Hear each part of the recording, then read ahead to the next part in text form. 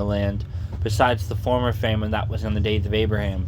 And Isaac went to Gerar, to Abimelech, king of the Philistines.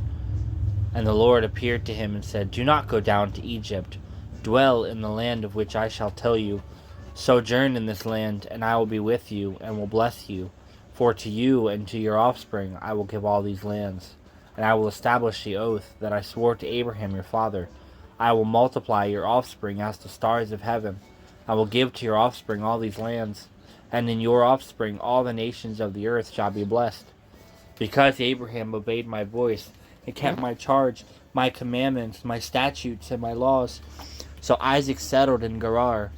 When the men of the place asked him about his wife, he said, She is my sister, for he feared to say my wife, thinking lest the men of the place should kill me because of Rebekah, because she was attractive in appearance. When he had been there a long time, Abimelech, king of the Philistines, looked out of a window and saw Isaac laughing with Rebekah his wife. So Abimelech called Isaac and said, Behold, she is your wife. How then could you say she is my sister? Isaac said to him, Because I thought, lest I die because of her. Abimelech said, What is this you have done to us? One of the people might easily have lain with your wife, and you would have brought guilt upon us. So Abimelech warned all the people, saying, Whoever touches this man or his wife shall surely be put to death. And Isaac sowed in that land, and reaped in the same year 100-fold. The Lord blessed him, and the man became rich, and gained more and more until he became very wealthy. He had possessions of flocks and herds and many servants, so that the Philistines envied him. Now the Philistines had stopped and filled with earth all the wells his father's servants had dug in the days of Abraham his father. And Abimelech said to Isaac, Go away from us, for you are too mighty than we. So Isaac departed from there, and encamped in the valley of Gerar, and settled there. And Isaac dug again the wells of the water that had been dug in the days of Abraham his father, which the Philistines had stopped after the death of Abraham. And he gave them the names that his father had given them. But when Isaac's servants dug in the valley, and found there a well of spring water, the herdsmen of Gerar quarreled with Isaac's herdmen, saying, The water is ours. So he called the name of the well Esek, because they contended with him. Then they dug another well, and they quarreled over that also. So he called its name Sitnah. And he moved from there and dug another well, and they did not quarrel over it.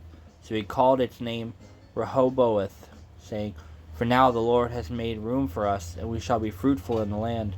From there he went up to Beersheba, and the Lord appeared to him the same night, and said, I am the God of Abraham your father. Fear not, for I am with you, and will bless you, and multiply your offspring, for my servant Abraham's sake. So he built an altar there, and called upon the name of the Lord, pitched his tent there, and Isaac's servants dug a well. When Abimelech went to him from Gerar with Ahuzeth, his adviser, and Phicol, the commander of his army, Isaac said to them, Why have you come to me, seeing that you hate me and have sent me away from you? They said, We see plainly that the Lord has been with you. So we said, Let there be a sworn pact between us, between you and us, and let us make a covenant with you, that you will do us no harm, just as we have not touched you, and have done to you nothing but good, and have sent you away in peace. You are now the blessed of the Lord. So he made them a feast, and they ate and drank. In the morning they rose early, and engaged oaths, and Isaac sent them on their way, and they departed from him in peace. That same day Isaac's servants came and told him about the well that they had dug, and said to him, We have found water. He called it Sheba, therefore the name of the city is Beersheba to this day. When Esau was 40 years old, he took Judith, the daughter of Beeri the Hittite, to be his wife, and Basemeth, the daughter of Elon the Hittite, and they made life bitter for Isaac and Rebekah. Does not wisdom call? Does not understanding raise her voice? On the heights beside the way, at the crossroads where she takes her stand, beside the gates in front of the town, at the entrance of the portals where she cries aloud, To you, O men, I call, and my cry is to the children of man. O simple ones, learn prudence. O fools, learn sense. Hear, for I will speak noble things, and from my lips will come what is right. For my mouth will utter truth. Wickedness is an abomination to my lips. All the words of my mouth are righteous. There is nothing twisted or crooked in them. They are all straight to him who understands, and right to those who find knowledge. Take my instruction instead of silver, and my knowledge rather than choice gold. For wisdom is better than jewels, and all that you may desire cannot compare with her. I, wisdom, dwell with prudence, and I find knowledge and discretion. The fear of the Lord is hatred of evil. Pride and arrogance and the way of evil, and perverted speech do I hate. I have counsel and sound wisdom. I have insight. I have strength. By me kings reign, and rulers decree what is just. By me princes rule, and nobles, all who govern justly. I love those who love me, and those who seek me diligently find me. Riches and honor are with me, enduring wealth and righteousness. My fruit is better than gold, even fine gold, and my yield than choice silver. I walk in the way of righteousness, in the paths of justice, granting an inheritance to those who love me, and filling the treasures.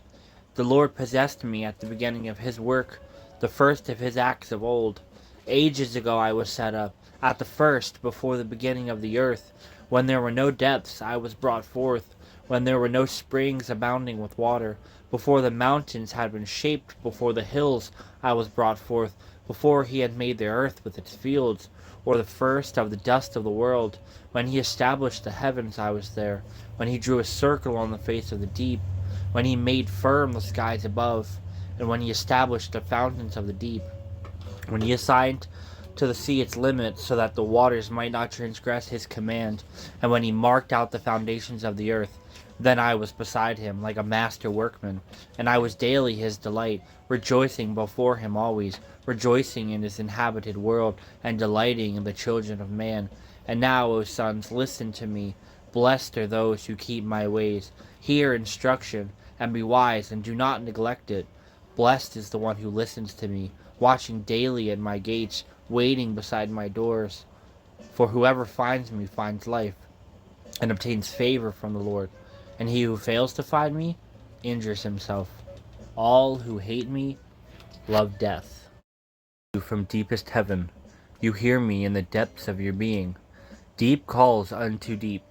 You are blessed to hear me so directly. Never take this privilege for granted. The best response is a heart overflowing with gratitude. I am training you to cultivate a thankful mindset. This is like building your house on a firm rock, where life storms cannot shake you. As you learn these lessons, you are to teach them to others. I will open up the way before you one step at a time. In the fact that when I pray and request a miracle from God, I'm truly amazed when I witness the answer to that prayer. Maybe you've had that same experience. You have a very specific concern that you bring to God. You truly believe he is capable of responding to that request, and when he does it, you find it overwhelming. Why is it so surprising and amazes you when by his awesome power, might, and love, God responds? If it weren't possible for him to intervene at all, is the problem a lack of faith? Is that why it is so astonishing when God answers prayers? Being overwhelmed by the fact that God cares about every aspect of my life and the lives of my children is not a lack of faith. It is in fact an appropriate response for our God. It is an awesome God.